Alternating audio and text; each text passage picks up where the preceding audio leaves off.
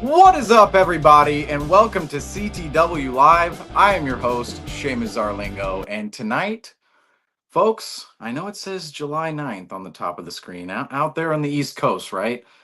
Not quite July 9th, but I have to stay loyal to my constituents here in the Central Time Zone. It's still July 9th, and those out on the West Coast and the Rocky Mountains, it's still July 9th, so July 9th up at the top. However, thank you all for joining me here tonight on CTW Live. Tonight, we're going to be talking about two legends. All right. I'm dedicating this live to two legends. All right. Number one, Giannis Antetokounmpo, and number two, LeBron James.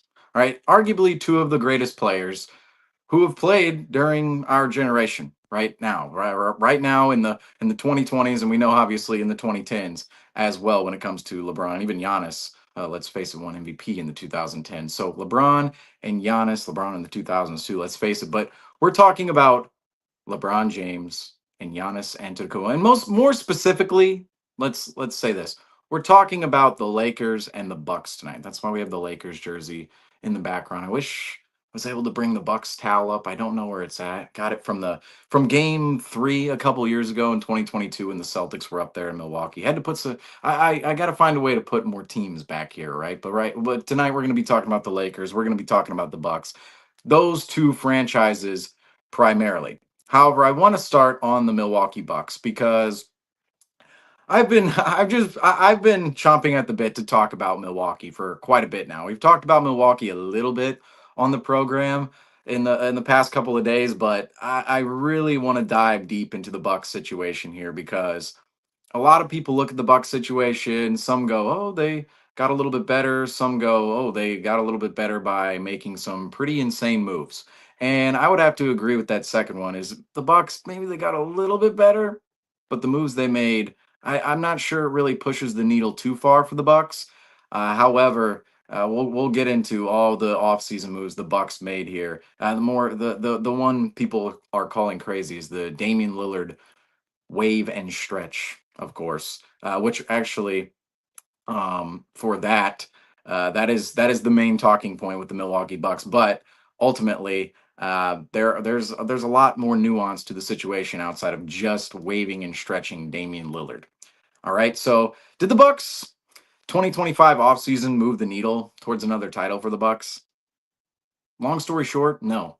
I don't think the Bucks 2025 offseason moved the needle towards another title, at least next season. That being said, somebody can argue that the Bucks moves this offseason could, in fact, lead to something good later on down the line. And within that, the good could be Giannis. All right, keeping Giannis around because at this point in history, the Bucks are simply desperate to keep Giannis under any circumstance possible. That's where the Bucks are, and it looks like the Milwaukee Bucks have achieved that for now.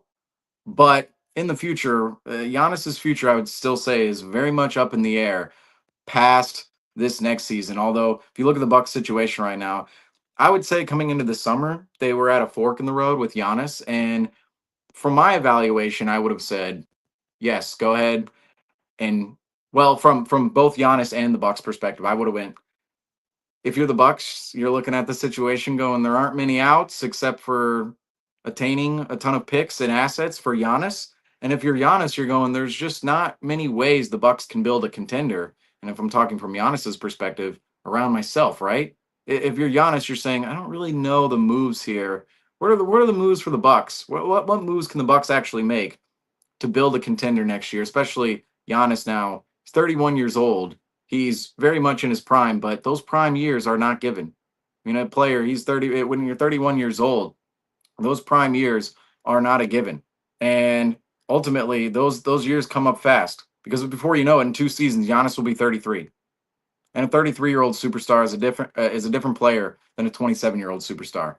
And that's just the reality with Giannis. And Giannis, he will actually be 31 in December. So Giannis is 30 right now, but Giannis will be 31 in December next year, or rather this year, next season, I should say. But from both the Bucks and Giannis's perspective, I would have said this seems like a summer where both could mutually depart ways. And by mutually departing ways, both mutually agree upon a trade going down, right? A Giannis trade, a Giannis blockbuster sweepstakes happening this summer. I would have thought Giannis potentially would have approached the Milwaukee Bucks front office with a trade request this summer, and I wouldn't have been surprised to see Milwaukee go, we want to keep you, but this is the best option. All right. But ultimately, Giannis has not forced his way out, has not requested a trade. And even given the Bucks situation, Giannis seems to be at least content for now. Right. Again, has not forced his way out of Milwaukee yet whatsoever. And has shown no signs over it. But that being said, the Bucks are going into the 25-26 season with about the same roster they went into the 24-25 season with, which was a roster that finished fifth in the East, didn't have steam for much of the season, and went out in 5 games in the NBA playoffs to the Indiana Pacers, the eventual Eastern Conference champion Indiana Pacers. But it's the same roster minus Damian Lillard and Brook Lopez, plus Gary Harris and Miles Turner. That's really where the Bucks swapped players. Outside of that, everybody else is pretty well the same from last year. The Bucks brought back the same roster, and this Bucks roster isn't really that much better of a team than last year. Maybe a little bit, right? Think about the chemistry, the cohesion, the addition of Miles Turner, and we'll get into that if that actually upgrades the Bucks as much as people think it will or does. But the Bucks roster isn't quite better than last season. And if we go through the Bucks moves, in free agency, the Bucks signed most of their available free agents, and keyword most available free agents. Bobby Portis, 3 years, $43.6 million per year. Kevin Porter Jr., 2 years, $10.5 million. And not $43.6 million per year for Bobby Portis. That would be insane for Bobby Portis. He gets $14.5 million per year over 3 years, but 3 years, $43.6 million for Bobby Portis, 2 years, $10.5 million for Kevin Porter Jr. Gary Trent, 2 years, $7.6 million. I'm a little surprised to see Gary Trent make $3 million less than Kevin Porter Jr. over the next 2 years. But Jericho Sims, 2 years, $5.3 million. Tarian Prince, 2 years, $7.1 million. And Ryan Rollins, 3 years, $12 million. So you look at all those contracts. Bobby Portis, $14.5 million per year. Kevin Porter's making about $5 million per year. Gary Trent about 3.8 per year. Jericho Sims 2.6. Tarian Prince 3.6, and Ryan Rollins $4 million per year. And you look at all those players. For me, and the Bucks also added Gary Harris, 2 years, $7.5 million.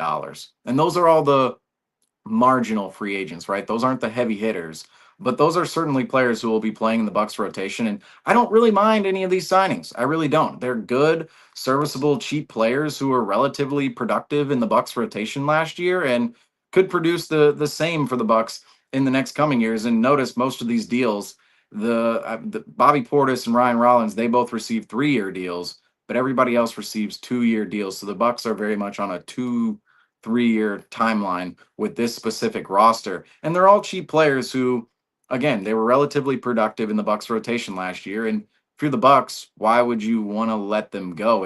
And for the Bucks, they got them all these players, Portis, Porter, Trent, Sims, Prince, and Rollins. All of these players, the Bucks received fairly cheap on the market and re-signed those players for a fairly cheap price, especially Gary Trent, 2 years, $7.6 million. That's $3.8 million per year for Gary Trent in the next 2 seasons. And that's basically that feels like that feels like you're paying Gary Trent a minimum.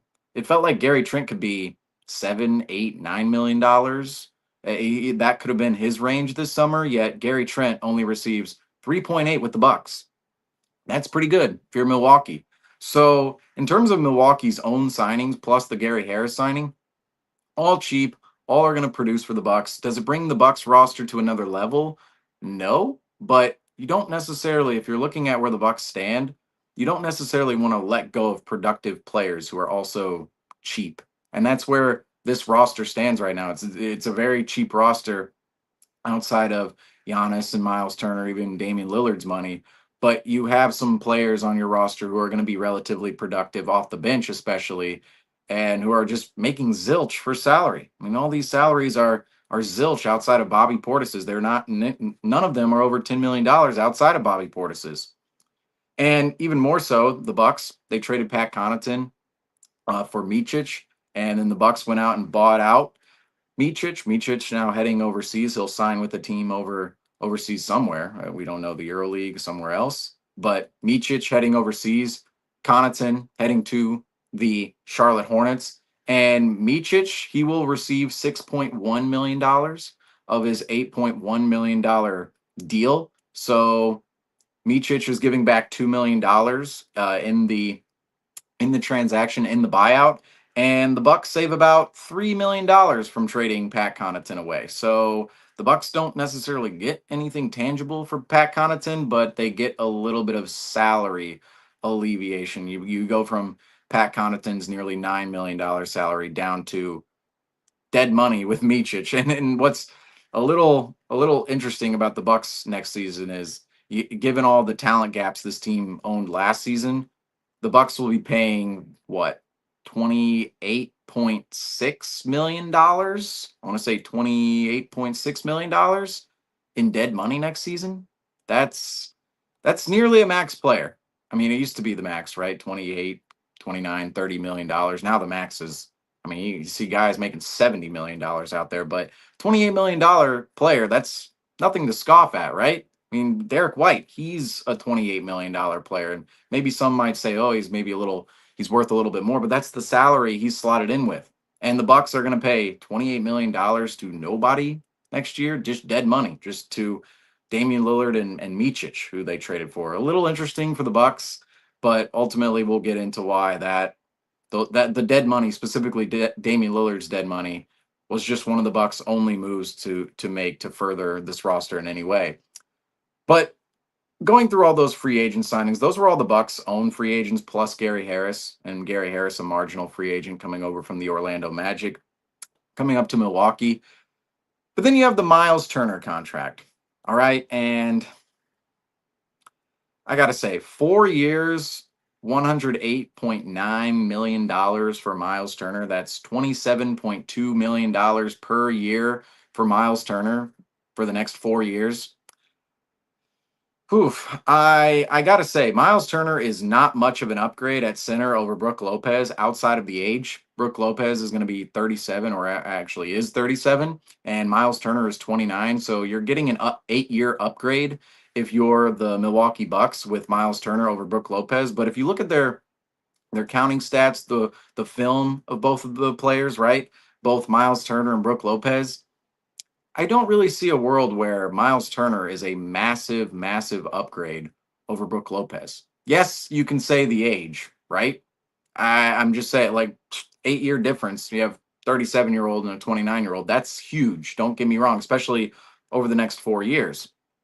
But I don't really see this as a massive upgrade for the Bucks. And what doesn't make sense to me is why nobody is pointing out the fact Milwaukee could have paid Lopez $9 million per year for 2 years, and instead decided to pay Miles Turner $27.2 million per year for 4 years. Brook Lopez signed for 2 years, $17.9 million with the Clippers. That's essentially $9 million per year for the next 2 years. All right, $9 million for the next 2 years. And Lopez is going to be 37, 38, 39 years old, right? Why why exactly was the free agent move to sign Miles Turner for $27.2 million over the course of 4 years instead of pay Lopez $9 million over the next 2 years? Shorter deal, cheaper money, does somewhat of the same, I mean, produces somewhat of the same, um they produce somewhat of the same play on the floor. All right. And was Turner that much of a friend of Giannis? Really? Like, that's the rumor, right? Miles Turner and Giannis both friends, right? Was Turner that much of a friend of Giannis? Why exactly did the Bucks need to pay $18 million more annually to slightly upgrade at center and bring Giannis's friend in? Are they really that big of friends, folks? I don't see it. Or rather, why did the Bucks need to spend $18 million more to sign a 29-year-old instead of a 37-year-old? And I just I have I the only upside to Miles Turner, to signing Miles Turner over Brook Lopez, is the age, and I'm not sure why it's worth $18 million more. All right, and that's the gist of Miles Turner versus Brook Lopez, is the fact Miles Turner, again, he's 8 years younger than Brook Lopez, but he's not. They produce somewhat of the same level of play out on the floor. And you could have had Lopez for 2 years, $9 million per year if you're the Bucks. Instead, you go out and sign, or you could have had Lopez for 2 years, $9 million. Instead, you go out and sign Turner for 4 years, and you're going to get him at $27.2 million per year. It's ludicrous. I don't understand why. I don't understand why this is not more of a talking point. The general talking point is just, oh well, the Bucks waived and stretched Damian Lillard, and they did that so they can go sign Miles Turner and make Giannis happy. But was that move actually worth it? To me, the Damian Lillard move, we'll get into that in a second here, and we'll explain why that was worth it for the Bucks. But ultimately, the the Miles Turner move, right? The Miles Turner move subsequently from the Damian Lillard move. The Damian Lillard move to me makes sense, right? The waving and stretching of Damian Lillard. But then going out and using the money and the cap alleviation on Miles Turner, it doesn't make much sense to me. It really doesn't. Because you're only slightly upgrading at center if you're the Bucks. Only slightly. And it costs you $18 million more if you're the Milwaukee Bucks. And you're now giving away $28 million in dead money to nobody, to Lillard and Micic. So the Bucks are giving away $28 million in dead money next year to Lillard and Micic. And furthermore, they're paying $18 million more for a center this year, in the next coming year in 25-26, than they were last year in Brook Lopez. And mind you, Brook Lopez, it's not like he was washed last year. He had a good season. He was he was one of the few bright spots on the Bucks last year. It really felt like, oh, you had Giannis and Dame was a little back and forth. Giannis was a bright spot, but you also had Brook Lopez, Splash Mountain, right? Brook Lopez actually had himself a decent season last year. And I know he's 37, but we've seen with a guy like Al Horford. Al Horford's 39. And look at the free agent market. Where Al Horford is right now is where Brook Lopez will be in 2 years. And maybe that's a little bit of a roadmap, and maybe that could be wishful thinking for a 37-year-old center to play at that level. But we didn't see much regression from Brook Lopez last season. And Turner, I understand, 8 years younger. You like the long-term viability of Turner a lot more, but he's costing the Bucks $18 million more next season than Brook Lopez, and he's making $27.2 million per year over the next 4 years, compared to Lopez, in he makes 9 over the next 2 years. I just Why am I missing something here with the Bucks? It just feels like they're giving away money. You give away $18 million more to Turner and $28 million to the dead cap. That's a lot of money. All right. That's a lot of money that could have been spent on the roster elsewhere and maybe brought in a better all around roster around Giannis. Instead, you're thinking that's what? That's 28. Let's see. We'll do the math here. That's nearly $46 million essentially next season, where the Bucks could have spent that on more players around Giannis. Instead, spent that basically on Miles Turner. Wow. You really look at it in that way and you go, the Bucks just, they are fumbling the situation around Giannis. And unfortunately, it happened the minute they traded for Damian Lillard, but the subsequent avalanche of that moment we're seeing right now, because you're paying $28 million in dead money and you just spent $18 million more on Miles Turner than you could have on Brook Lopez. And that's, again, $46 million just out the door on essentially what is Miles Turner, and to only slightly upgrade the center position and to get rid of Damian Lillard. That is not, I'm sorry, just in terms of looking at it in that perspective, the Bucks did a terrible job here, at least with the Miles Turner signing. All right, the dead money, I can explain that. I can reason with that, and we'll get into it right now. But the dead money makes a little bit more sense. All right, and let's actually get into it right away. Damian Lillard, 2 years, $112.6 million left on his deal, now stretched into $22.5 million over the next 5 years. Initially, that just seems outrageous. It seems insane. It seems absolutely ludicrous that a team would take a 54 and a 58. Well, let's just face it. I mean, $112.6 million over the next 2 years, right? 54 million in year one, 58 in year two, and percentage or decimal points on the end there. But it seems absolutely ludicrous for a team to take that much money, right, and stretch it over a period of time that a player, let's face it, over the next 5 years, the Bucks are paying Lillard a handsome role player like salary. All right, $22.5 million. That's usually on a pretty good team. That could be your fourth or fifth highest paid player, right? They're giving that to Damian Lillard over the next 5 years to not play for him, to not play for the Bucks. That just seems crazy, but ultimately, waiving and stretching the remaining 2 year, $112 million deal of Damian Lillard, it only makes sense in the context of making a move to satisfy and keep Giannis around. All right. That's the reasoning for this Damian Lillard move at the end of the night. All right. Because the current front office staff of the Milwaukee Bucks doesn't care about Damian Lillard's future dead money right now. They just don't. Okay. Right. If the Bucks situation doesn't work in the short term, most of the front office will be fired and won't have to deal with Damian Lillard's future dead money. All right. So if this situation right now with Giannis fails, most of the executives in the Bucks front office will be fired. So what's the point of keeping Lillard around right now and just, if you're the Bucks, putting yourself in purgatory? What's the point if you're going to be fired in a couple of years anyway if you don't do something right now? Okay, what's the point of keeping it safe, right? If you're the Bucks, planning for the future, if the future won't even be there, if you're an executive, if the situation doesn't work right now.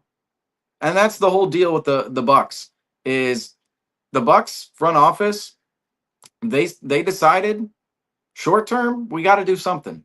All right, we have to win with Giannis in the short term. We have to keep Giannis around. If we keep Giannis around, maybe we can keep our jobs in the long term, right? And if they don't, they're all losing their jobs. And that's the harsh reality of the NBA and the business world. But if you don't perform, you're out. That's just what it is. And that's where the Bucks front office is right now. Is they're on to desperation. All right, they're on to desperate moves.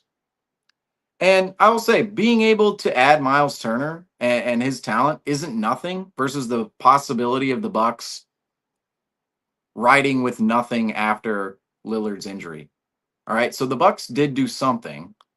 All right, that's the thing about this wave and stretch is they had to do something. But in the cross examination of the Bucks losing Lopez and Lillard, yet only adding Miles Turner and Gary Harris, the Bucks didn't really upgrade their roster at all. We already went through that with Miles Turner and some of the other moves, and maybe we'll detail it a little bit more here. But the Bucks front office, they needed to do something, all right. And adding Miles Turner wasn't nothing because there was a possibility of Lopez walking, the Bucks keeping Damian Lillard around, and never signing Miles Turner. That was possible. And under that scenario, that's probably a worse reality than the one we're living in right now, at least for the Bucks, because the Bucks, under that reality, Damian Lillard, he's basically dead money next year for $54 million, which is just a killer to any team's salary books. And you have dead money worth $50+ million, which unfortunately the Celtics will be dealing with next season when Tatum doesn't see the floor.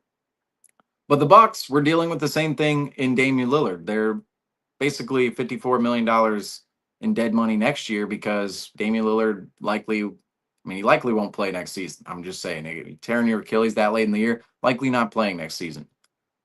But the world where the Bucks don't add anything to this roster and sign all of their free agents, maybe that's when Giannis requests a trade, right? He sees Brook Lopez leave, Damian Lillard's hurt, the rest of the roster is meh at best. It's possible under those circumstances, Giannis looks at the situation and goes, I'm good here. I'm good. We've reached the precipice of a championship. We won a championship, right? If you're Giannis saying this about the Bucks, they won a championship, but now it's time to move on. However, Giannis sees the Bucks front office makes an aggressive move, alleviating cap space to go sign Miles Turner. And again, I'm just not convinced Miles Turner is a massive upgrade over Brook Lopez. I don't think he is or going to be, especially at a salary number, $27.2 million versus 9 for Brook Lopez. And I understand their ages and what they just accomplished. Miles Turner was just a starting center on a team that nearly won the finals. Let's face it, the Pacers, they were playing a game 7 of an NBA finals, and the history is always going to be who knows what would have happened in that game 7 if Halliburton was healthy. That'll always be the history, right? But the Miles Turner move was sort of symbolic for the Bucks, and it was a move to keep the boat afloat more so than make it sail across the 7 seas. All right. The Miles Turner move, and in accordance with the Damian Lillard wave and stretch, it was more symbolic than an actual upgrade, right? It was symbolic in the way of, look, Giannis, we're actually doing something, right? We're actually trying to make the roster better, even though it really only kept the boat afloat from what it was last season and didn't really make it sail any further. That's unfortunately where the Bucks are. The Bucks roster just isn't better than last season. And the Bucks ownership and front office knows the team wasn't heavily upgraded over the offseason. That said, keeping Giannis was Milwaukee's main priority.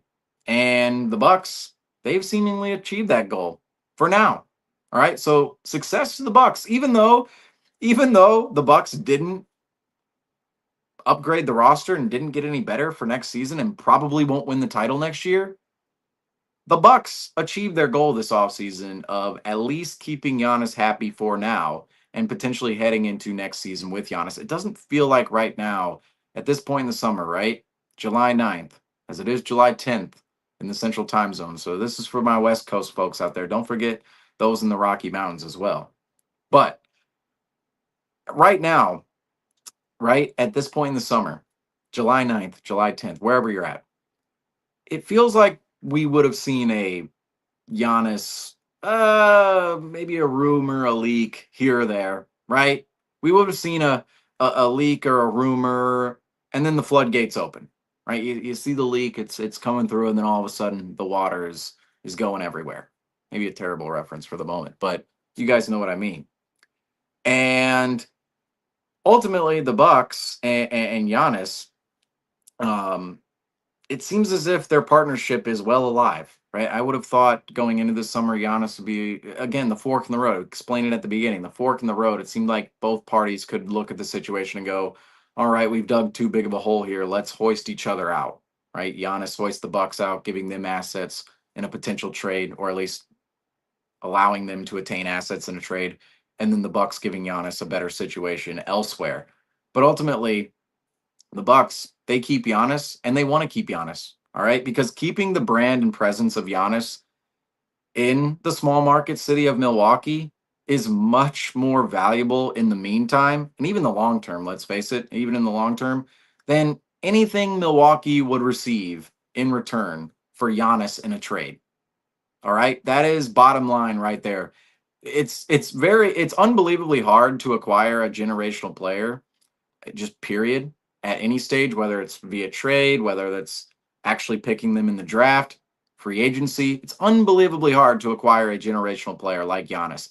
And no guarantees exist that Milwaukee receives another generational player in a Giannis trade or anytime in the near future if Giannis does depart the Bucks.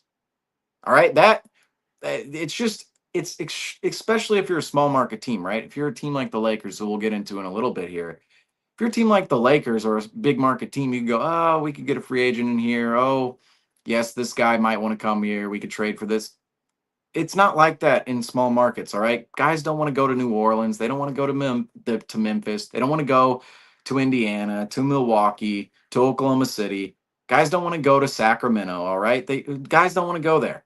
That's just bottom line. Unless those teams are paying top dollar for their services, especially the stars, right? Every team wants to pay top dollar for the star services. Talking specifically about stars, guys don't want to go to the small markets. So when a small market, they get their hands on a generational player like Giannis, and Giannis is going to go down as maybe a top 15 player all time, top 20.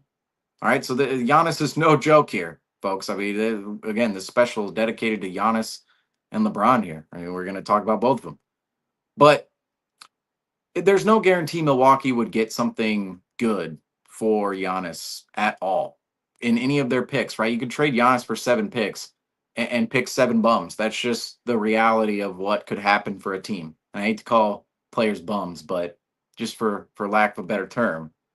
And the Bucks, if you're trading Giannis away, it's possible you get 5 great role players, right? Or 4 great role players and a somebody who's a star, right?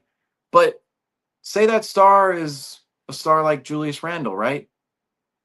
Is that really worth it for Giannis? Again, you get a player who's, say you get a nice starter, serviceable level player, or even an all-star, right? And a couple good role players and maybe some picks. That still doesn't amount to the presence and value Giannis has in Milwaukee, simply being there as the generational player he is. All right, because the Milwaukee Bucks are relevant, right? They're relevant. I'm not coming on here talking about the Washington Wizards and Brooklyn Nets and Chicago Bulls for 30 minutes. I'm not. I'm talking about the Milwaukee Bucks, and I wouldn't be talking about the Milwaukee Bucks right now unless they had Giannis, and they do. And that's the whole point of the Bucks is they stay relevant if Giannis stays in the market.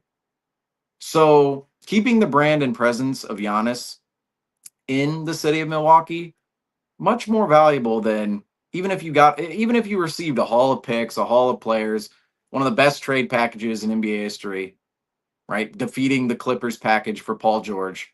Even if you topped that package, trading away Giannis, there's no guarantee in that deal you get another generational player, and there's no guarantee in the near future Milwaukee ever stumbles upon a great player. And that's the reality. And again, 5 solid role players don't add up to the value a generational superstar brings to a small market. And ultimately, at the end of the day, the Bucks, they didn't have many outs to upgrade the roster in the short term and decided to enact one of the few avenues to add talent and salary to the books, which was waiving and stretching Damian Lillard and his $112.6 million. If Damian Lillard's on the roster, the Bucks can't sign Miles Turner. Brook Lopez likely leaves. Maybe one or two more of their free agents, right? All the free agents we discussed at the beginning, all of those free agents, or a couple of them, might leave as well, and you're left with a bare bones roster. And that's why the Bucks needed to waive and stretch Damian Lillard, is to at least do something, right? To keep Giannis interested, to keep him happy, right? And ultimately, at the end of the day, the whole situation makes sense. But boy, are the Bucks locked into a corner of needing the current squad to work out right now. They need the Bucks need this current squad to work out, or else Giannis, he might be gone in free agency. He might be gone via trade next year, right? And I would say one more year of Giannis is still very valuable for the Bucks. All right, you got to take the years where you can get them. You don't know how many years are there, right? We're seeing with Jason Tatum, right? Jason Tatum is in the midst of his prime. We're thinking, oh, this is amazing. The Celtics fan base, they're thinking this is amazing having Jason Tatum on the roster, and all of a sudden he's gone for a year. So every single year is valuable, all right, and especially for revenue when you're talking about teams and competing, right, and staying relevant. But is the current Bucks roster ready to compete in the East? I mean, we've been saying this the whole time. No, they didn't get better. They really didn't. Last year they were a 5 seed, didn't make it out of the first round. The Bucks roster didn't get much better this offseason.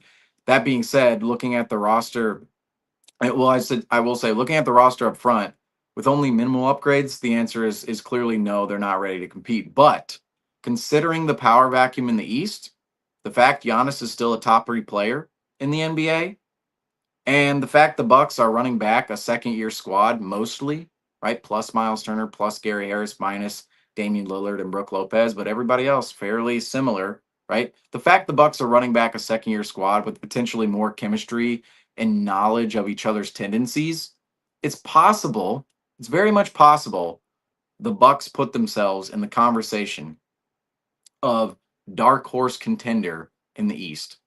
And similar, forging a path similar to what we witnessed from the Indiana Pacers last year and the Dallas Mavericks 2 years ago out west. So the Pacers out east last year and the Mavericks out west 2 seasons ago. 4 seed makes the finals, and the Pacers a 5 seed in the Dallas Mavericks. And if you even want to go the year before, the Miami Heat made it as an 8 seed. So it's very much possible, right? The Bucks, there's a power vacuum in the East. There's no team really running the East. You'd say, oh, the Cavs, the Knicks.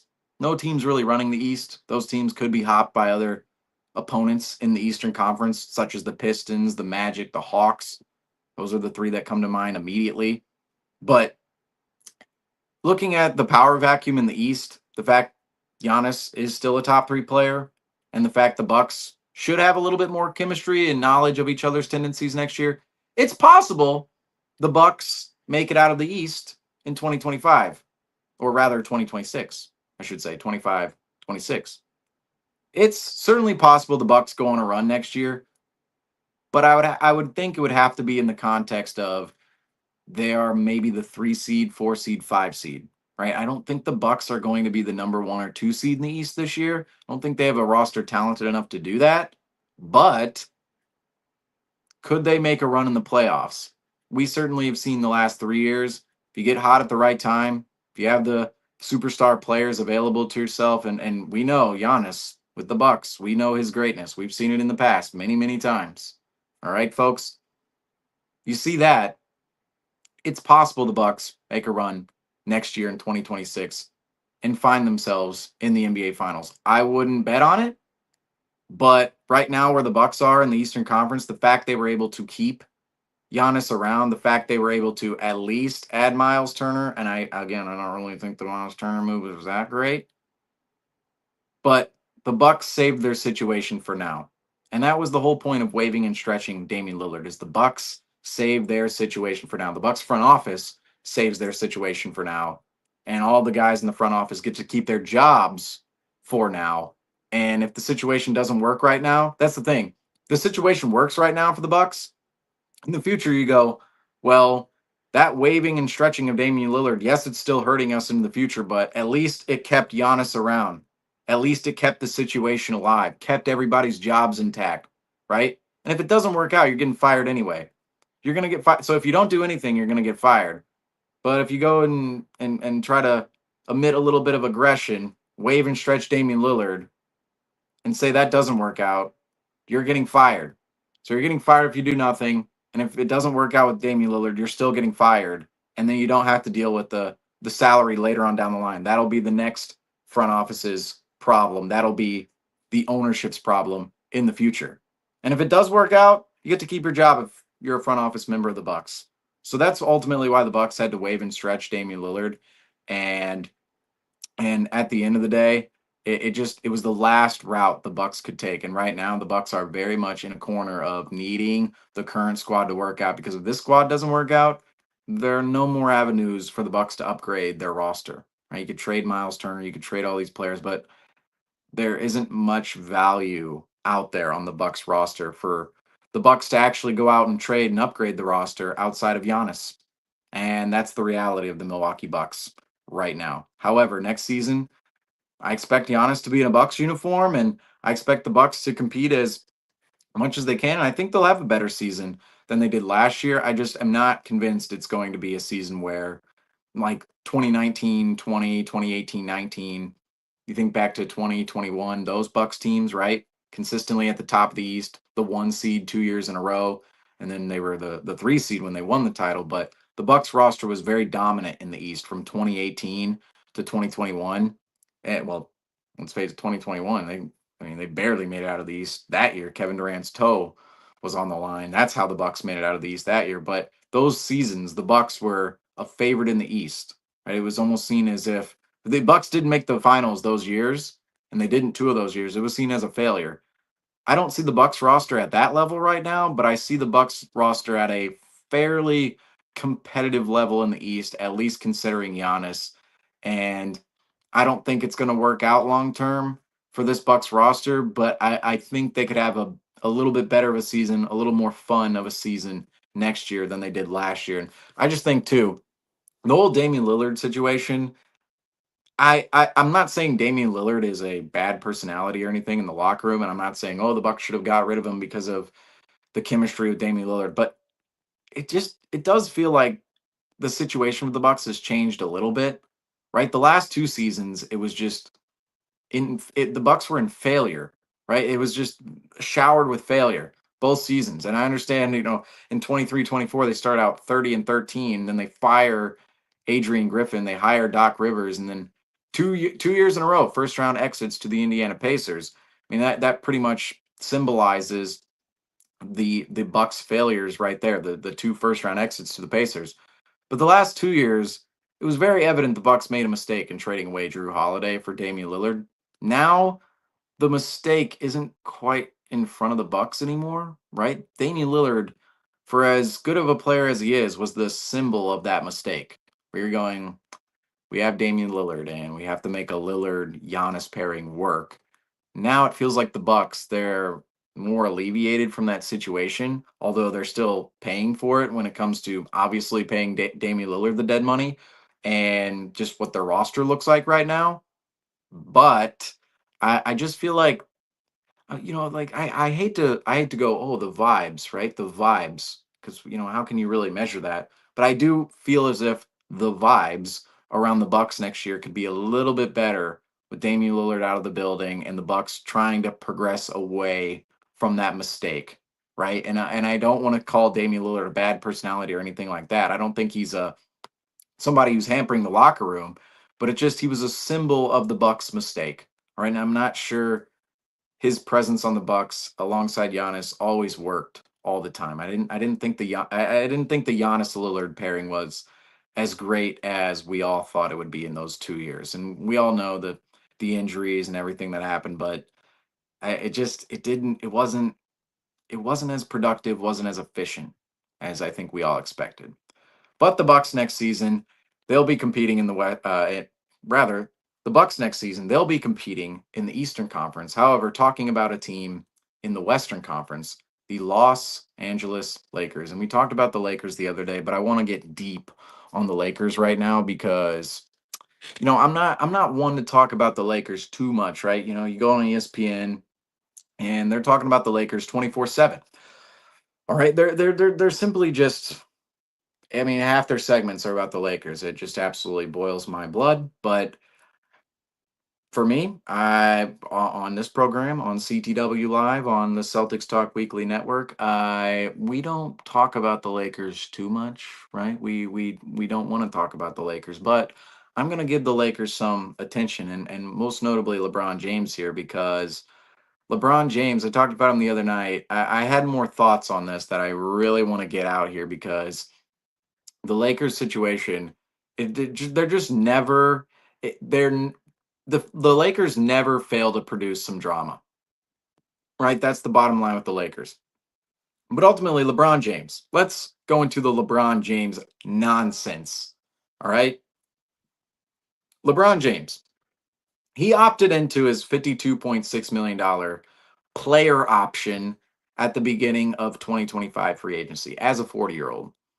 All right, so LeBron James opts into his player option for the first time in his NBA career. Usually, LeBron declines the option, signs for an extension, and we've seen he's signed elsewhere, right? He in Cleveland, he goes from Cleveland to Miami, then he goes from Miami to Cleveland, then he goes from Cleveland to Los Angeles. LeBron James usually opts out and signs a little more long term or even leaves elsewhere, right? And this time, LeBron James finally opted into a player option at the end of his career, or at least close to the end of his career, $52.6 million. That said, LeBron James, despite opting into his player option, is now closely monitoring the Lakers' moves, and LeBron is judging those moves and how the Lakers are actually trying to improve the roster and build a contender, right? He's monitoring that. Are the Lakers trying to improve the roster and build a contender?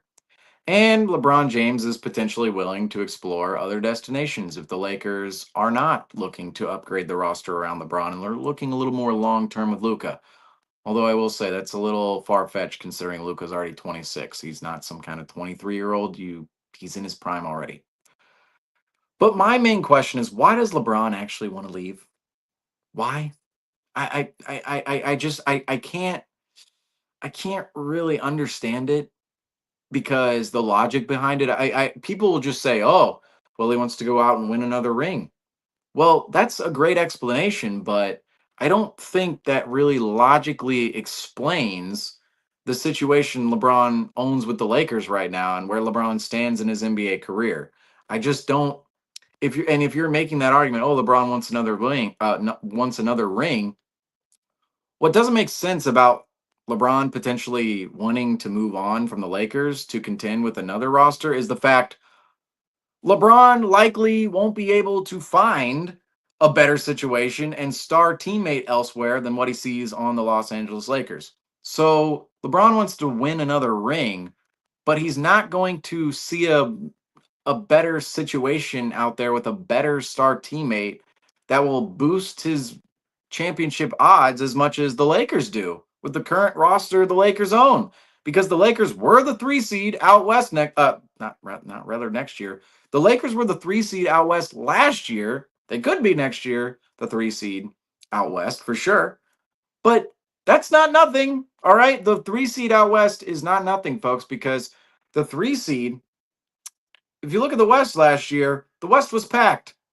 All right, and the Lakers kind of put themselves above the pack near the end of the season, and it wasn't a massive gap. Don't get me wrong. I mean, the Lakers were what 2 games away from being the 7 or 8 seed. So it's not as if the Lakers were crazily making their way up in the standings in front of everybody else, but they did create some separation there at the end of the season. They were the 3 seed out west, and we all know the Los Angeles Lakers, they didn't have a big. They literally didn't have a playable big in the playoffs against the Minnesota Timberwolves. They would start Jackson Hayes and immediately pull him from the lineup and not put a big in the rest of the game. That's that's what happened in the Lakers Timberwolves series last year. And the Lakers simply didn't have a big, yet they signed one of the best bigs available on the free agent market in DeAndre Ayton. And one of the more I'm gonna get into I'm gonna talk about DeAndre Ayton here in a little bit too, in relevance with the Lakers. But he wasn't even projected to be available at the start of free agency because nobody thought he was gonna get bought out by the Lakers, or rather the Blazers. Yet the Lakers come up with, I would say, DeAndre Ayton, looking at the center market and free agency, he was probably a top 3 center in the free agent market. That's pretty good if you're the Lakers. All right. If you're the Lakers, you're signing the a top 3 big on the free agent market when you have 0 bigs. It's something the Lakers needed to do in this offseason and got themselves a 26-year-old going on 27-year-old young big who hopefully they can morph. I say hopefully, but maybe they can morph into a little bit more than what he's been the last couple of years, especially with the Portland Trailblazers with DeAndre Ayton, right? So you think about the Lakers, they're the 3 seed. The Lakers didn't have a big, signed one of the best bigs on the market, on the free agent market. And also, Luca is arguably a top 5 player. If LeBron leaves, who with the better status is LeBron playing alongside? That's what I don't understand is you have Luca on your roster if you're LeBron. If you're leaving the Lakers roster, who is LeBron going to play with? Who with a better status, right, is LeBron going to play with outside of Luca? Like LeBron has to go play with Jokic or Shea Gilgeous-Alexander, or he has to ship up to Boston, right? Like LeBron James, he has to go somewhere that is just not going to happen. He's going to have to leave to a destination that cannot fit his salary in. And that's a big part of this too. And that we'll get into. But Luka's a top 5 player. The Lakers have a big now, and they were a top 3 seed out west last year. Why does LeBron look at the situation with the Lakers and go, I don't know if we can win a championship? The league is wide open. Look at the parity in the league. I'm not convinced the Oklahoma City Thunder next year will just run through the league again. It's hard to just run through the league multiple years in a row, especially in this era of now the Thunder, they'll have relatively the same roster next season, and their problems will come later on down the line. But this era of player movement and the new CBA buzz term, the new CBA, right? It's hard to win back-to-back titles. It just is. All right, and just forget all the standards, right? It's hard to get yourself motivated and up yet again to achieve what was so hard to achieve in the first place. The Thunder, they just went through a gauntlet to win a title. Any team who wins a title goes through a gauntlet. And it's not the next season, it's not guaranteed that team will be up to face the same task after they already did, right? The initial motivation is much stronger than the motivation you need to pent up to go at it again, right? That you need to gather to go at it again. And so out west, I look out west and I go, okay, you have Oklahoma City, you have Denver, you have Houston. Those are three great squads out west. But we all have seen in the past a team faces a health crisis, a team doesn't live up to their standards, and all of a sudden the standings start to shift. The Lakers were the 3 seed last year. They only have OKC and Houston in front of them. What if one of those teams becomes underwhelming next year? Specifically, it could be Houston, because I'm not, I, you know, I like Houston's roster, but Kevin Durant, I'm just saying the situations around Kevin Durant, a little volatile. So where the Lakers are in the conference right now, it's possible they could hop up, and even a 3 seed, it's not impossible. If you're the 3 seed, you can win the title. Right? We've seen 3 seeds win the title. Recently, the Bucks were a 3. We're just talking about the Bucks forever. The Bucks were a 3 seed when they won the title in 2021. So ultimately, the Lakers, they're not, last season, they weren't that far away from being one of the best teams in the Western Conference, despite not having a big. Now the Lakers have a big. They'll be in their second year with Luka. And their roster, I'm not saying the Lakers are the best roster in the league, not by far, but it's not a bad situation. It's not a bad situation. It's just not. And it's a situation that I look at too and go, this could flip the positive way, and the Lakers could actually go and win something meaningful. That's how I see the Lakers roster right now. And in terms of the situation and what's going on in Los Angeles. So therefore, LeBron, he might as well stick around with the Lakers and try to win with an already good and balanced roster and an established situation, right? This situation is established now, right? And he might as well stick around rather than try to create another incomplete situation with another team. That's how I see LeBron James. And ultimately what's LeBron, I'll say this. LeBron, what he wants, the situation that he wants a situation where, well, actually let me explain it like this. LeBron wants what he had in Cleveland. All right, LeBron wants what he had from 2015 to 2018 in Cleveland. And even you could say in Miami, you could say Miami and Cleveland from 2011 to 2018. All right, because though that time period, 2011 to 2018, LeBron's with the Heat and the Cavs. LeBron's team in the Eastern Conference, whether it was the Heat or the Cavs, they were the favorite every single year, and there was no doubt they were the favorite in the Eastern Conference. And it was almost silly to suggest another team could win the Eastern Conference over the Heat or the Cavs during their reigns. That's what LeBron wants. He wants a guaranteed route to the finals. And if you're in the finals, we just saw from the Indiana Pacers, if you're in the finals, you can win the finals. I know the Indiana Pacers didn't win the finals, but they made it to game 7. And again, the history, what would have happened if Halliburton didn't tear his Achilles? We're always gonna say that. But as the Indiana Pacers proved, and other teams in the past as well have proved, if you make the finals, you can win the finals. And that's what LeBron wants. He wants an easy path to the finals, and he wants to win another ring. That's what LeBron wants. He wants what he had in Miami and Cleveland. He wants an easy path through a conference. He wants to make the finals and potentially win them. But with the parity in the league that exists today, and the fact LeBron is going on 41 years old, that situation doesn't exist anymore. I hate to break it to LeBron, but there's no guaranteed path to the finals anymore. even last year, right? Even last year, look at the Oklahoma City Thunder. Played 2 game 7s. I mean, everybody thought the Oklahoma City Thunder, they were en route to a title. I mean, at the start of the playoffs, you say, oh, the Cavs, Celtics. The Cavs and Celtics, once they fell apart, it was OKC's title to win. And OKC, they needed to win a game 7 at home against Denver and needed to win a game 7 at home against Indiana. And very much in those game 7s, there were moments where you could tell, ooh, they're a little nervous out here, right? They're a little tight. So even in a guaranteed situation nowadays, like the Oklahoma City Thunder, it's not guaranteed. All right. So it just doesn't exist today where a team has a guaranteed path to the finals the way the Heat and the Cavs did in the Eastern Conference through 2011 to 2018 with LeBron James. That's what LeBron wants, but he's not going to be able to get it. And this is ultimately why. The one contract number hampering the Lakers or any other team from filling out the rest of any roster around LeBron, whether it's the Lakers right now or another team out there, is LeBron James's $52.6 million. All right. He's 40. He's making $52.6 million at the age of 40.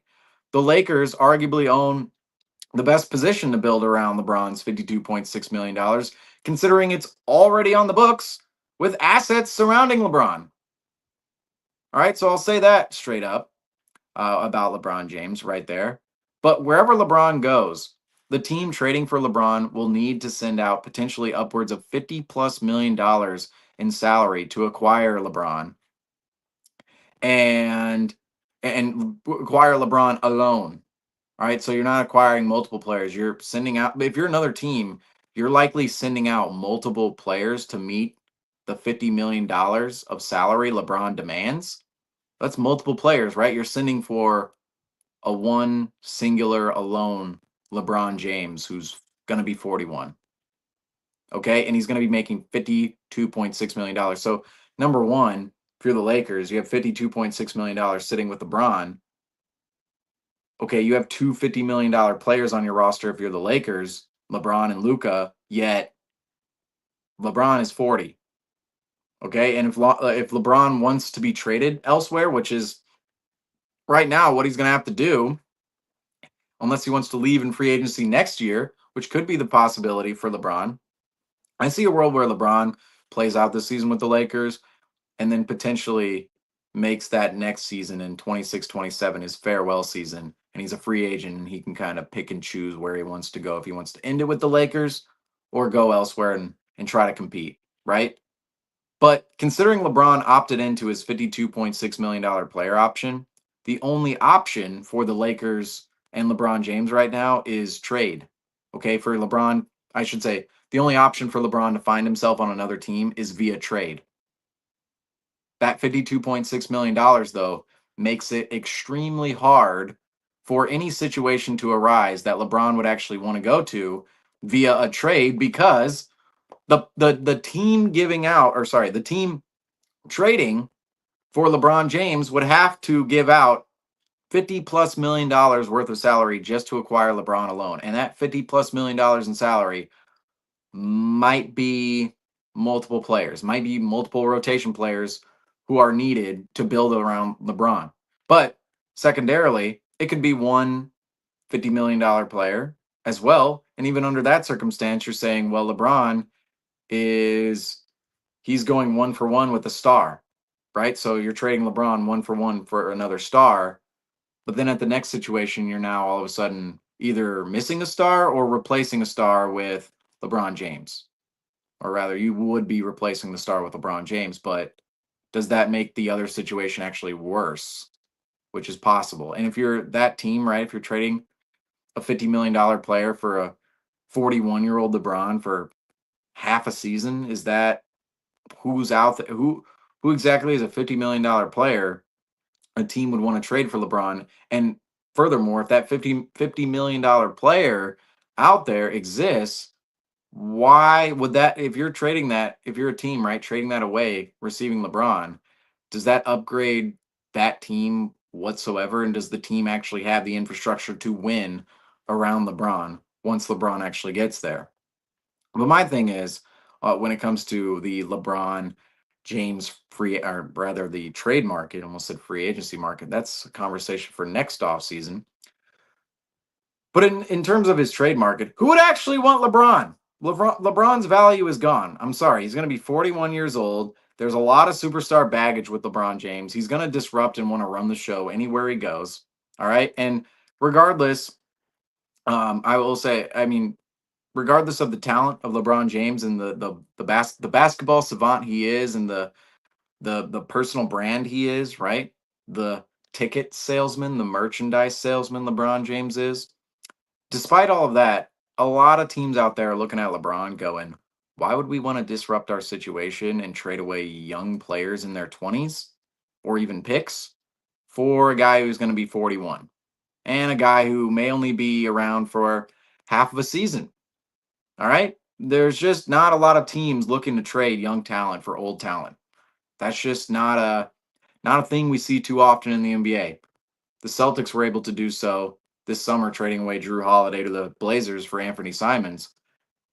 But most of the time, you don't see young talent move out the door in favor of old talent. So teams potentially vying to trade for LeBron, the value really isn't there. Okay, he's 41 years old, a lot of baggage, and he's going to disrupt the situation. And it might only be, that's the thing, is a team could mortgage part of their future, right? 2, 3, 4 years down the line for half a season of LeBron. And what exactly was that worth to the team?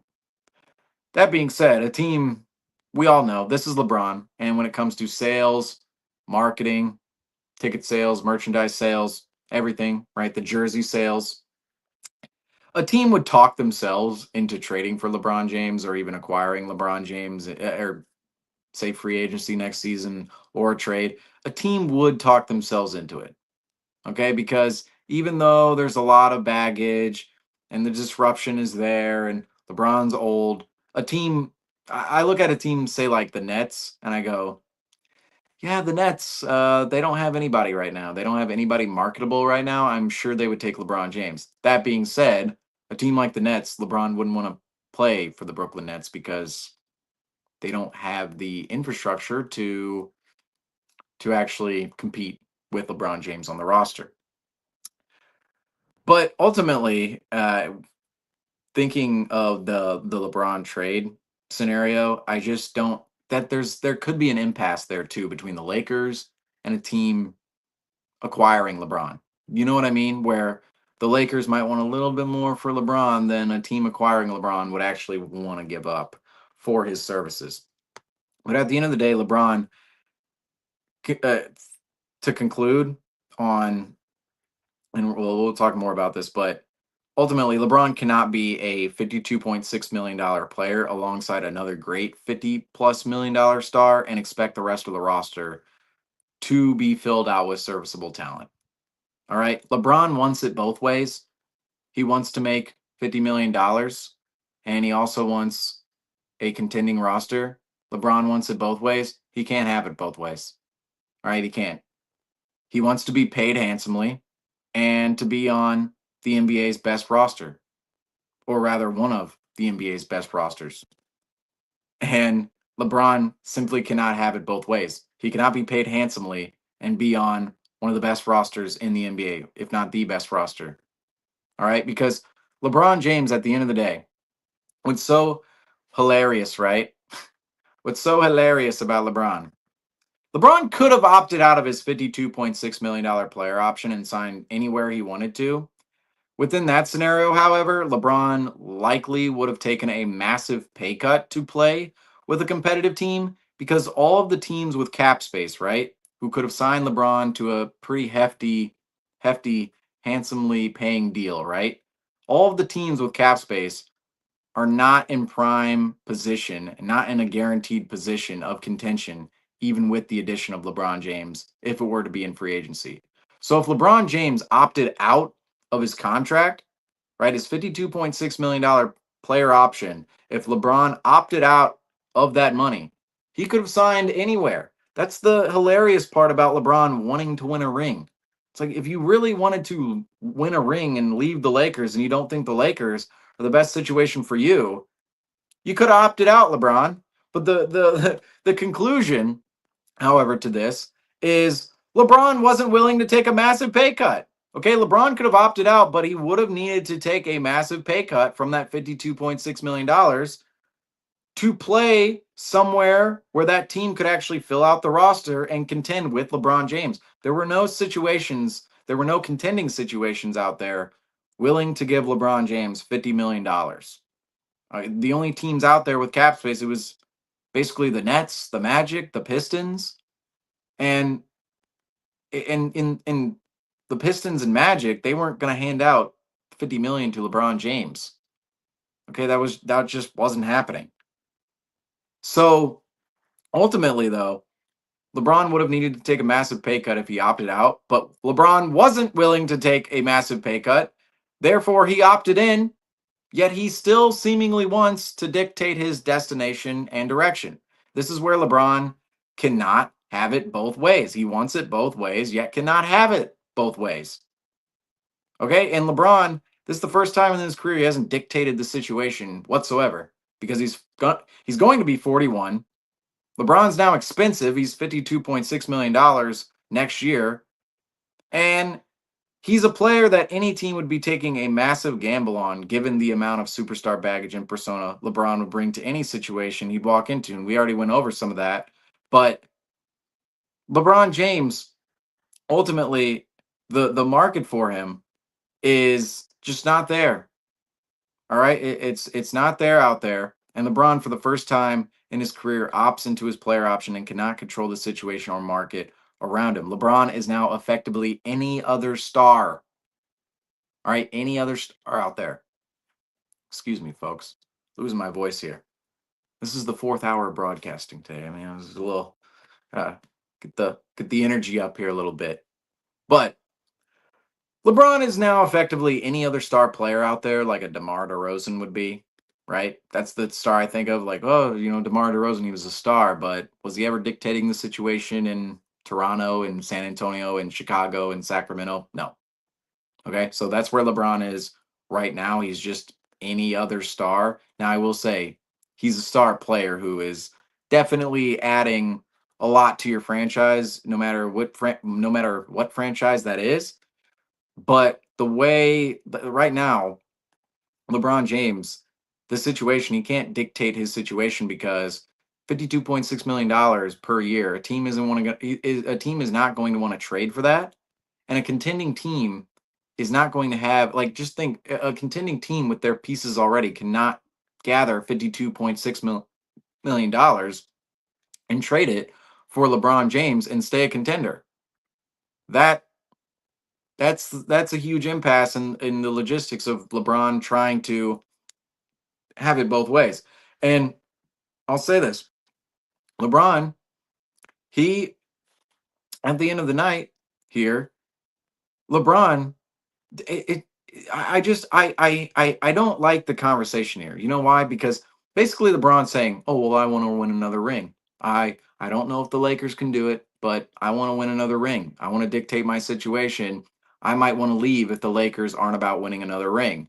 But the thing is, LeBron, he's kind of lying to us. All right? Yes, he might actually want to win another ring, but he really doesn't from the standpoint of if you really wanted to win another ring, he would have taken a massive pay cut, whether that would have been for the Lakers or for another team.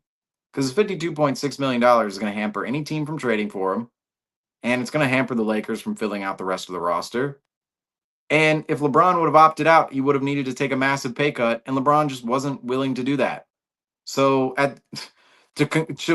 in conclusion to all this, LeBron, he wants to get paid, okay, which is what everybody in the universe wants. They want their money. All right, bring me my money. All right, that's what people want.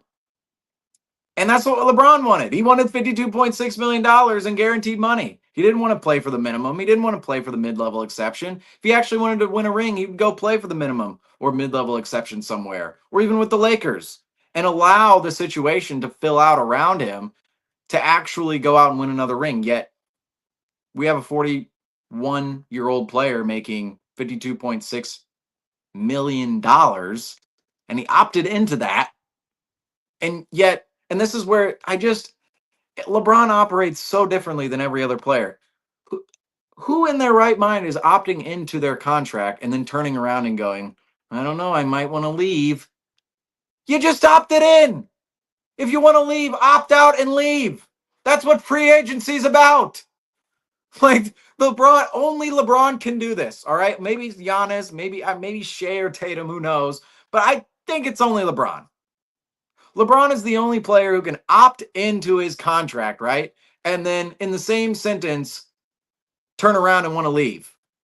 You just had the chance to leave. My goodness. But ultimately, this is again, I don't want to hear it. I don't want to hear, oh, I want to win another ring. Right. And this is where LeBron is just, I don't, it's a lot of BS. All right. I love LeBron. Don't get me wrong. Great personality, fun personality, great guy, I'm sure. Never met him personally, but looks like it, right? From the outsider's perspective, looks like a great person. But just goes back and forth, right? He was trashing on ring culture a couple weeks ago on his podcast with Steve Nash, and he's trashing on ring culture there. Then he turns around and it's looking like, oh, he wants to win another ring, and he's monitoring the Lakers situation and wanting the Lakers to improve the roster and could go elsewhere because he's trying to win another ring before the end of his career. So on one hand, he's saying, oh, ring culture, it's ruined the game. Yet then he turns around and wants to win another ring a couple weeks later and basically is taking the other path of that. And at the same time, he's also not incredibly truthful about wanting to win another ring because really at his core, he wants to get paid. Okay, that is the bottom line is LeBron wants to get paid. That's why he opted in. That's why he opted into the 52.6. And this is where LeBron wants it both ways. He wants to be paid handsomely, and he wants to be on one of the best rosters in the league. And LeBron can't have it both ways. Okay, he just simply cannot have it both ways. You cannot be paid $52.6 million as a 41-year-old player and dictate where you want to go. Right? It's not happening. It's not happening for LeBron. He can't have it both ways, unfortunately. I That's the conclusion with LeBron James. However, before we conclude this broadcast off tonight, no, it says July 9th, is it? Hey, finally in the Rocky Mountains, it's July 10th. So, hey, shout out to my West Coast folks out there with the July 9th on the top. All right, so July 9th to the West Coast. But I want to talk about the DeAndre Ayton buyout and signing. All right, so buyout with the Blazers and signing with the Lakers. All right, first of all, there have been rumors out there, no welcome text from either LeBron or Luka so far. All right, so no welcome text from either LeBron or Luka for Aiden. Does it say something? I'm not reading too far into it, but it's a rumor. It's out there. He said it. I'll say it as well. Portland ultimately couldn't trade DeAndre Ayton. I'm sure they tried. He was at $35 million expiring for 1 year. Therefore, the Blazers bought out Ayton's deal for an unspecified number, and it was supposedly basically half of his deal. So Ayton gave back half of his deal to the Blazers and signed the other half with the Lakers. We've been over that in the past, how teams, or rather players, will replace their buyout money with their next destination's pay, right? So player gets bought out, they give back, say a player, for example, gives back, say they have a $10 million salary, right? They give back $5 million in the buyout. They still take home $5 million. They're giving back five to the team, but then at their next destination, they'll sign for $5 million, making up the full 10, right? So ultimately, Ayton gave back half of his deal to the Blazers and signed the other half, or made up the other half with the Lakers, signing with the Lakers. And the Blazers, the Blazers had a caked center room. They had DeAndre Ayton, Robert Williams, Donovan Clingan, and Hanson Yang. Okay, when Yang surprisingly went off the board at 16 in the draft, I think everybody's collective reaction was, what is Portland doing right here? Just a total swing for the fences. Don't get me wrong, I like Yang, but Total swing. It was pretty early in the draft for him. 16 was pretty early. Total swing for the fences, and they also already had three centers in front of him. Well, this uncakes the room a little bit, unclogs the center room.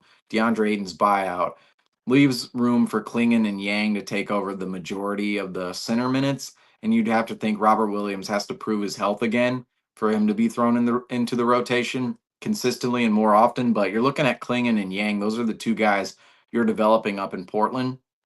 And Robert Williams, again, he's going to have to prove that he can come back from injury. He's only played 26 games in the last two seasons. That's pretty rough for a big guy with leg issues. That's when you're really on he's at alarm bell level of, ooh, if this doesn't work out this next season, he could fall out of the league. That's how bad it's getting with Robert Williams. But Klingon, Yang will likely be in front of Rob Williams next year. And then it's possible Robert Williams makes his way into the and he's already in the Blazers rotation, but it's possible that Robert Williams puts himself above Yang or Klingon next year if he performs well to the defensive player of the year potential we saw in 2022, or he was an all defensive center that year, but almost won defensive player of the year. Unfortunately for Robert Williams, his teammate Marcus Smart took home that award. But looking at the Blazers center room, when the Blazers picked Yang, it was very much, whoa, what is going on here? A lot of centers. But then a little more clarity. A couple weeks later, I should say a couple days later, when the Portland Trailblazers bought out DeAndre Ayton. However, it's definitely concerning how much Portland wanted to move off from a 26-year-old going on 27-year-old center making $35.6 million for one more season. Right? Only 1 year. He was an expiring. And that essentially signaled there was no trade value for DeAndre Ayton. That's another concerning piece of DeAndre Ayton and the situation there. DeAndre Ayton, 26 going on 27. The Portland Trailblazers didn't want to spend one more year with DeAndre Ayton at 26, 27 years old. $35.6 million for 1 year. It's not a $40 million deal. It's not 45, 50. It's 35.6. Still very hefty for DeAndre Ayton and definitely not worth it for who DeAndre Ayton is. But it's one more season. And there was no trade takers on DeAndre Ayton's I almost said DeAndre Jordan right there. DeAndre Ayton's contract. There was no trade value. So definitely concerning both of those factors when it comes to DeAndre Ayton, just where his career's at right now. It's also concerning he's going to the Lakers too. I mean, he's going to be under quite a bit of a spotlight with the Lakers. But looking at the DeAndre Ayton history, I'm not convinced that DeAndre Ayton, his next destination in Los Angeles, won't add to this list of questionable timeline for DeAndre Ayton. And thankfully for DeAndre Ayton, it's not questionable in a way of off court issues or anything like that. But if we get into this, if we just go down the list, the Suns were reluctant to give DeAndre Ayton the rookie max extension in 2022, despite Ayton playing a big role on Phoenix's finals team the year before, and even the Phoenix team that won 64 games the year afterwards. So the Suns made the finals, nearly won the finals, and then won 64 games the year afterwards. And the Suns didn't want to give DeAndre Ayton a rookie max extension. And I was actually on the side of this is what you do when a player performs, brings you to the finals, brings you to 64 wins. And we know it wasn't DeAndre Ayton alone. We know Chris Paul, Devin Booker certainly had a big hand in that, and Monty Williams and the rest of the roster, Cam Johnson, Mikal Bridges, campaign, those Suns, Jay Crowder, right? Got to give a shout out to Jay Crowder. That Suns team, Torrey Craig, got to give a shout out to some Celtic love out there. But the Suns, DeAndre Ayton was the starting center on that team. All right. DeAndre Ayton was the starting center on two teams that were pretty, I mean, they were two teams who could have won the title. And yet the Suns didn't want to pay him. And I was on the side of, are the Suns crazy? Their starting center, who was just a massive part of their finals team and 64 win team, they don't want to pay him. And it was more of they don't want to pay him the rookie max. I understand some people had disgruntlement with that number, right? You look at it right now, it doesn't look great. $35 million for DeAndre Ayton. But at the time, it seemed reasonable to say, okay, DeAndre Ayton deserves this money for what he's done on the court already. It's not a theoretical pay of, oh, well, this guy will be good in the future. No, he already put product on court, put a service. He put a service forth to the NBA and to the Phoenix Suns that deserved a pretty hefty deal. And yet, DeAndre Ayton, he needed another team, which was ironically the Indiana Pacers, to offer up the rookie max in restricted free agency before Phoenix caved and gave DeAndre Ayton his money. So DeAndre Ayton had to go out into restricted free agency. Phoenix said, we're not giving you the rookie max extension. You're going to have to find an offer elsewhere. DeAndre Ayton goes out there. The Indiana Pacers give DeAndre Ayton that offer. And the Suns go, all right, we'll match it. All right, we'll match it. And the Suns cave. Okay, so you had that whole restricted free agency situation with DeAndre Ayton. But then Phoenix trades Ayton away for an older big in Nurkic, making less money. So I understand the salary alleviation for the Suns in that deal when you're trading simultaneously for Bradley Beal, you traded for Kevin Durant, then you're trading away DeAndre Ayton. I understand the salary alleviation Phoenix needed in that deal with Yusuf Nurkic, but you're trading at the time, you're trading a what, 24, 25-year-old center for a center in his 30s, right? Or at least close to his 30s. That's actually an interesting question. How old is Yusuf Nurkic? Let's find out. Yusuf Nurkic is 30. So at the time he was what, 28? So about 2 years ago. So 2 years ago, right? That happened 2 years ago. So you're talking about basically a 24-year-old center going out for a 28-year-old center. And a center that, in my mind at the time, it's not as if Nurkic and Ayton, I would have taken Ayton over Nurkic. Maybe if you're looking at the salary numbers, you're going, okay, yes, give me Nurkic. Now I will say Nurkic's salary is an abomination too. So you have Ayton, who was $35.6 million. That was an abomination. And then you have Nurkic, who was around $18 million. That's an abomination as well. So either one of those centers are an abomination for their salary number. But Phoenix, they traded away their younger big for an older big, and I understand it was about the money at the time, but Phoenix was okay with giving away Ayton.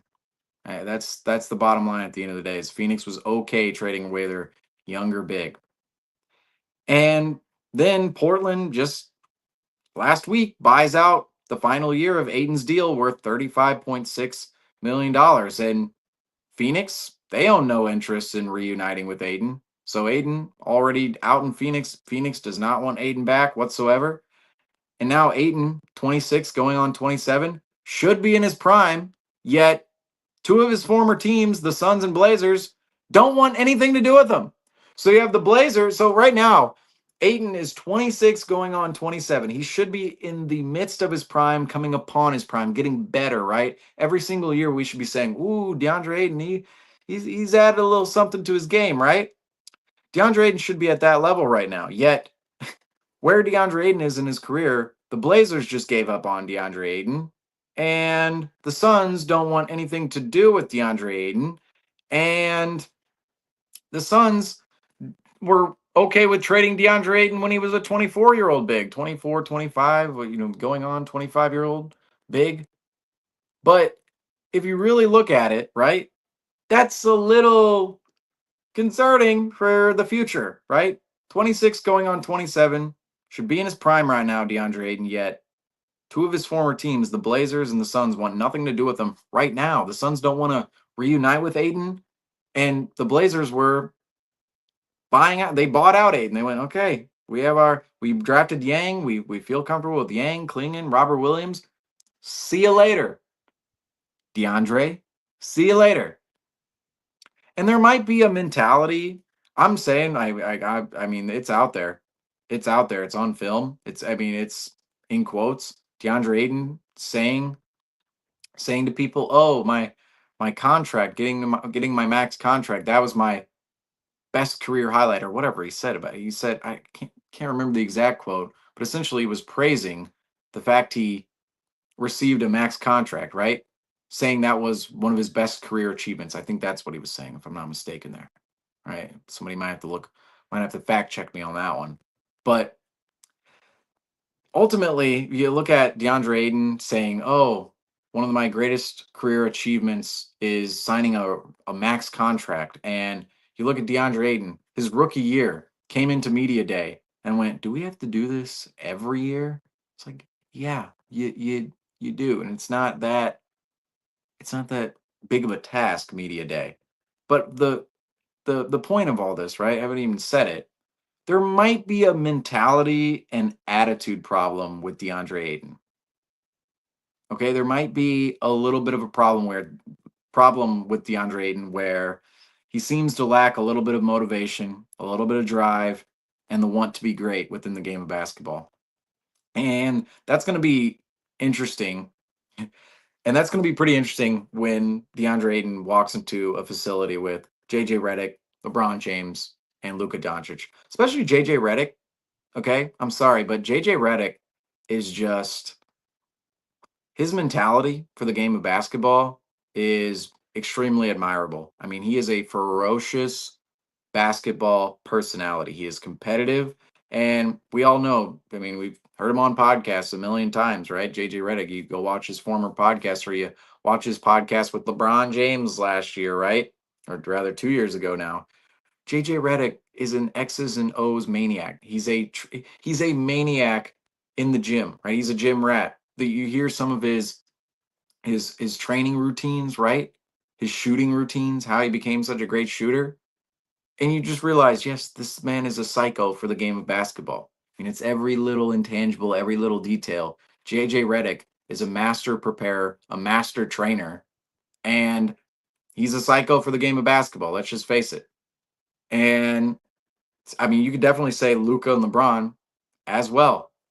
Okay, JJ Redick is just at another level, especially being a role player, right? When you're a role player, it's like, oh, it's like a higher calling for, you got to be a little more polished around the edges if you're a role player, as JJ Redick was in his NBA career compared to Luca and LeBron. They're sometimes they'd be a little more free flowing, right? But Luca, LeBron, JJ Redick, with a personality like DeAndre Ayton, again, there might be a mentality and attitude problem with DeAndre Ayton. And Ayton, he seems to lack some of that motivation, drive, and want to be great within the game of basketball sometimes. And not sometimes, but all the time. Okay. And I could see JJ Redick, LeBron, Luca really digging into Ayton during practice or during the season at various times next year. And it's possible. I will say the optimistic side of this situation is LeBron, Luca, and JJ Redick, the three of them, the leadership of those three brains, right? The brain trust in the Lakers organization within the team, coaching staff and the team, they might bring DeAndre Ayton to a new level in his career because DeAndre Ayton, the physical talent is there. Okay, the physical talent. You watch DeAndre Ayton and go, there's some really athletic rolls there. There's some, he's not a bad lob threat. There's a little shimmy to him around the bucket. He's a little loose around the bucket. He finishes well. He finishes hard, right? He finishes hard around the rim. And can he just develop that mid range jumper? It was there in Phoenix, went away a little bit in Portland, but you can see it in spurts come out. I think the physical tools are there for DeAndre Ayton. And I've always been a big DeAndre Ayton fan. Don't get me wrong. I mean, when the Suns picked him first, I was, and at the time, but I would have to go back and really look. But I remember thinking that's not a bad pick at number one for the Suns because DeAndre Ayton in college dominated at Arizona. Okay, the nickname Dominating doesn't come from nowhere. Right? It doesn't quite come from nowhere. Now it doesn't quite fit him in the NBA, but it doesn't come from nowhere. It came from the fact he dominated with the Arizona Wildcats. And you can see the physical talent that exists in DeAndre Ayton, the former number one overall pick. And now, if you're the Lakers, you have two number one overall picks. So the Lakers have two number one overall picks on their roster. The Mavericks have three. Just want to point that out. Flag, Davis, Kyrie, then you have LeBron and DeAndre Ayton on the Lakers. Just interesting. Just got to point that out there. Luca, the number three overall pick. But DeAndre Ayton, the former number one overall pick, it's possible the Lakers establishment and organization brings him to a level of success that he hasn't seen in Phoenix and Portland. Well, I should say back to the success he saw in Phoenix. Not as if he didn't see success in Phoenix. DeAndre Ayton, or I should say, it's not as if his time in Phoenix was a failure. DeAndre Ayton in Phoenix, alongside Chris Paul, Devin Booker, Monty Williams, he demanded that rookie max extension. And yes, the Suns didn't want to give it to him, but at the time, there were people such as myself advocating for DeAndre Ayton to get that deal because he deserved it for the way he played in the 2021 NBA playoffs and the 2022 season. I had to get the years right there, but 2021 and 2022. So ultimately, DeAndre Ayton, he could see a revitalization with the Los Angeles Lakers and all the psychotic brain trust, right, for basketball in a good way within the building for the Lakers. But at the end of the day, there might be a mentality and an attitude problem with Ayton that could create a rift between the Lakers' top players and even coaching staff. Comes to JJ Redick, Luka Doncic, LeBron James, and DeAndre Ayton. I mean, that's DeAndre Ayton's mentality. It's certainly in question. All right, and coming into this free agency, the Lakers, Bucks, and Hornets were all rumored to be interested in DeAndre Ayton. The Lakers actually landed DeAndre Ayton, and Ayton was essentially a desperation move for the Lakers, and he was essentially the best big available. And I'll say, for the Lakers, good job. You picked up the best big available, but at the end of the day, it's one of those. The Lakers aren't picking and choosing which big they want. They're going, well, this is the best available. I'll guess we'll take it, right? And it's not bad for the Lakers because you'll take it if you're Los Angeles, but it's very much, if you're looking at Ayton and what he's done in his career, if a team wasn't desperate like the Lakers are right now, and there were multiple desperate teams out there for bigs. I mean, let's face it, the Bucks were in on DeAndre Ayton. It's very interesting. If the Bucks go out and get DeAndre Ayton, do they sign someone other than, I mean, obviously they don't sign Miles Turner, but do they sign someone else as well? And as talked about the Bucks, but Ayton, another player with the Bucks, that could have been interesting. But the Hornets, they need a big, at least needed a big. They still need a big, arguably.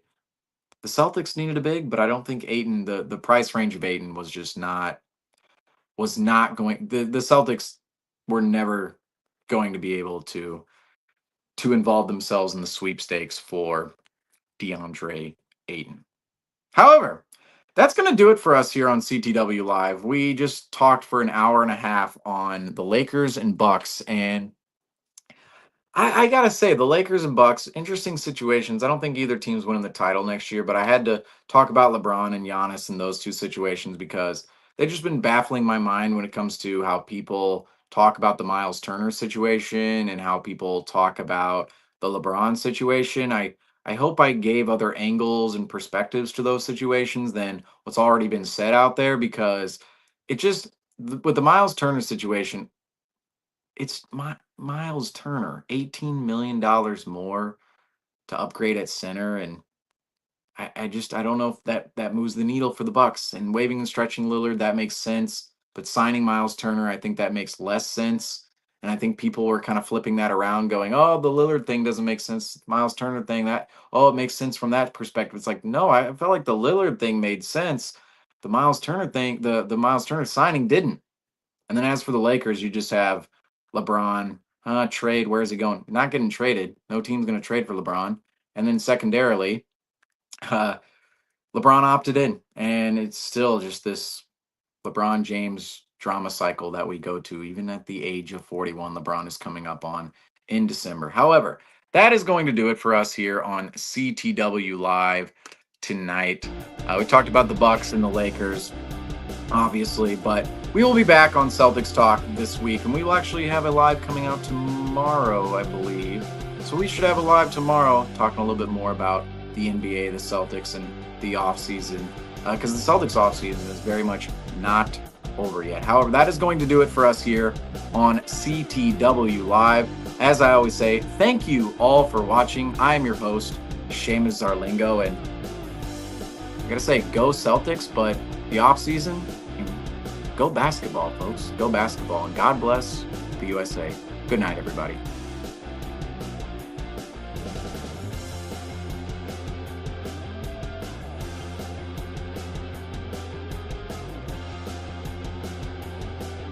I might still be on screen. Now, good night, everybody.